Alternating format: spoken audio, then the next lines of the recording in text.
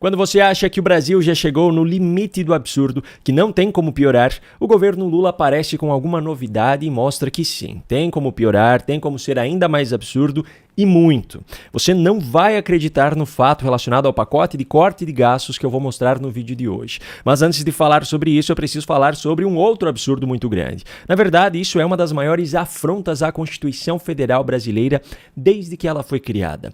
Veja só essa matéria aqui, publicada pela Veja. Governo avalia liberar voos da FAB a todos os ministros do STF. De acordo com a legislação brasileira atual, podem fazer uso de aviões da Força Aérea Brasileira para transporte em viagens a trabalho, obviamente, os ministros de Estado, o vice-presidente da República e os presidentes do Senado, da Câmara e do Supremo Tribunal Federal.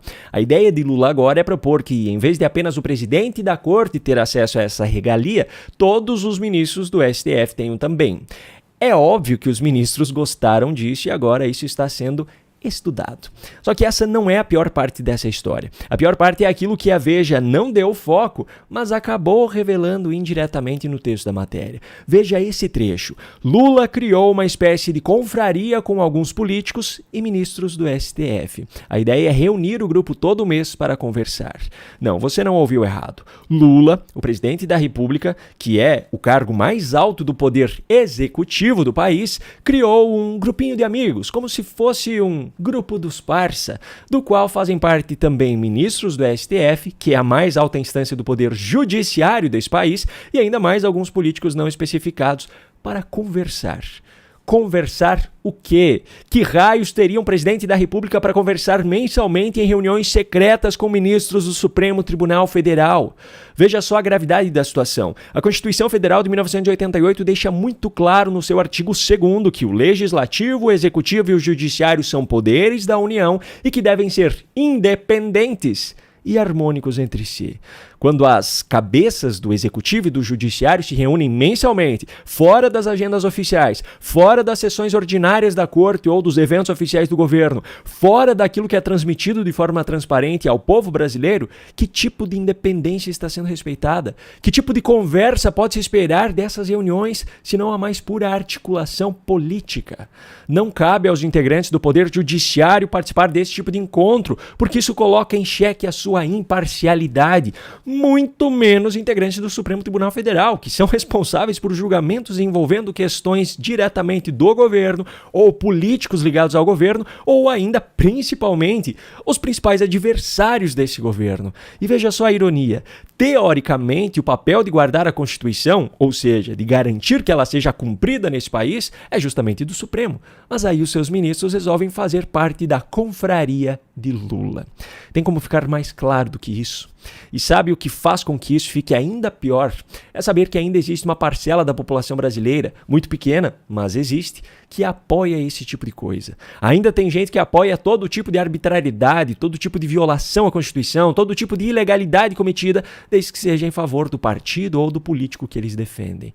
Não é fácil lidar com pessoas que têm essa mentalidade. Mas a boa notícia é que eu preparei um material justamente para ajudar nesse tipo de caso. Eu tenho certeza que você já está cansado de ouvir as narrativas absurdas que a militância de esquerda tenta empurrar diariamente. E eu imagino que você também enfrente situações no seu dia a dia em que você acaba debatendo sobre questões políticas com militantes que fazem parte do seu ambiente de trabalho, do seu grupo de amigos ou até mesmo familiares. Pois bem, eu criei um material em videoaulas para ajudar você a se tornar imbatível nesses debates. Você vai aprender 12 maneiras diferentes de derrubar os argumentos dessa militância. São 7 estratégias que já faziam parte do e-book, que talvez você já tenha até acessado, só que explicadas de maneira mais detalhada e aprofundada nesse curso, e ainda outras 5 estratégias inéditas. Além de todo esse material, você terá acesso ainda a alguns bônus, como um módulo que reúne diversos debates históricos na íntegra, como os debates presidenciais de 1989, passando por 94, 2002, 2010, 2014, 2018, 2022 e até mesmo o debate com os candidatos à Prefeitura de São Paulo, onde aquela cena da cadeirada aconteceu.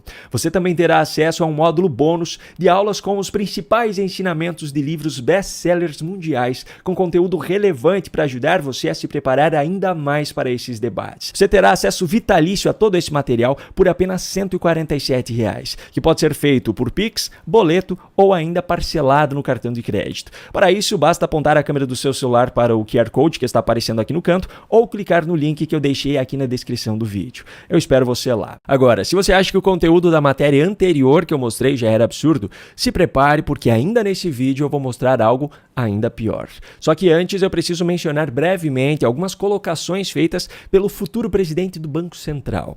Veja só, na semana passada a cotação do dólar bateu recorde, passou dos R$6, chegou inclusive a bater 6,11 e hoje o mercado já abriu com ele acima de 6 novamente. Os políticos da alta cúpula do PT, que lá em 2020 atribuíam a alta do dólar exclusivamente ao presidente da República em exercício e à sua equipe de governo, agora resolveram adotar a narrativa de que a culpa é exclusivamente do Banco Central e do próprio mercado. Inclusive, a presidente nacional do partido, Gleisi Hoffmann, é a que tem adotado o discurso mais agressivo em relação a isso. Só que a gestão de Campos Neto como presidente do Banco Central, que foi o indicado por Bolsonaro, está se encerrando. E a partir de janeiro de 2025, o BC será presidido pelo indicado por Lula, Gabriel Galípolo.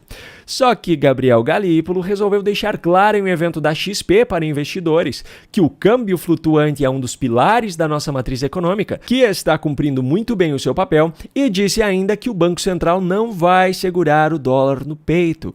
Galípolo disse, abro aspas, tem 370 bilhões de dólares de reserva, por que não segura no peito? Mas quem está no mercado sabe que não é assim que funciona. Fecho aspas. Ou seja, ele pegou as narrativas dos políticos do PT, inclusive da equipe econômica do governo, e destruiu completamente. O próprio indicado por Lula para a presidência do Banco Central desmentiu a narrativa dos aliados de Lula. E agora, em quem os petistas colocarão a culpa pelas consequências da sua irresponsabilidade a partir de 2025?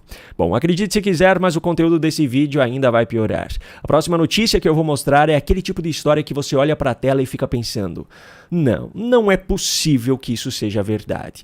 Veja só o que foi trazido à tona pela coluna de Lauro Jardim no jornal O Globo. Governo vai gastar milhões na campanha sobre redução de gastos. Deixa eu tentar explicar melhor essa história, por mais que ela não faça nenhum sentido.